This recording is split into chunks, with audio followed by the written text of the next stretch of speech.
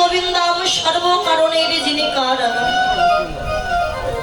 যিনি বৃন্দাবনে ছিলেন ব্রজেন্দ্র নন্দন কৃষ্ণ, মা যশোদার নয়নের নীলমণি কৃষ্ণ, মুনি ঋষি সাধক সাধিকা গন্ধর্ব পিণ্ড হাজার হাজার বছর ধরে তপস্যা করছেন, ধ্যান করছেন যে চরণ কমল পাওয়ার জন্য, কিন্তু যে চরণ কমল লাভ করতে পারেন। আজ শ্যামা বিরিঞ্চে বাঞ্ছিত ধন, এই কলির আরাধ্য দেবতা কতিটি পাবন আমার গৌরাঙ্গ সুন্দর। আজ আমাদের মতো অত্যাচারী, পাপাচারী, বেভিচারী, দুরাচারী এই কৃষ্ণ ভোলা জীবকে উদ্ধার করবার প্রত্যাশা শ্রীধাম নদিয়া নবদ্বীপের মাঝে গৌর হয়ে আবির্ভূত হয়েছে। যোগী যারে যোগে পায় না, মুনি যারা ধ্যানে পায় না, সেহান ভগবান কৃপা করে কলি যুগের মাঝে এলে। চৈতন্য চরিতামৃতে বললেন, অন্ত কৃষ্ণ বহির গৌর দর্শি তঙ্গাদি বৈভব করৌ সংকীর্তনাদয় শ্রীকৃষ্ণ চৈতন্য আশ্রিত। অর্থাৎ ভিতরে কৃষ্ণ, বাহিরে গোরা, রাধা এবং কৃষ্ণ মিলেমিশে কলিযুগের মাঝে গৌর হয়ে আবির্ভূত হয়েছে। পূর্বে প্রতিজ্ঞা ছিল, রাধে তোমার অদ্ভুত প্রেমের মহিমা কেমন, অদ্ভুত প্রেমের মাধুর্য কেমন, আমাকে নানাভাবে উপভোগ করে যে সুখ তুমি পাও রাধে, সেই সুখের বশবর্তী না কেমন, এটা তো বৃন্দাবনে আমার জানা হলো। এটা জানবার জন্য আগত কলিযুগের মাঝে কি আমি গৌর হয়ে আবির্ভূত হব রাধে। শরীর নদিয়া নবদ্বীপের মাঝে আমি রাধে কৃপা করো বলে কাঁদে। কলিযুগের মাঝে যাব আমি তেজি কালো মারা,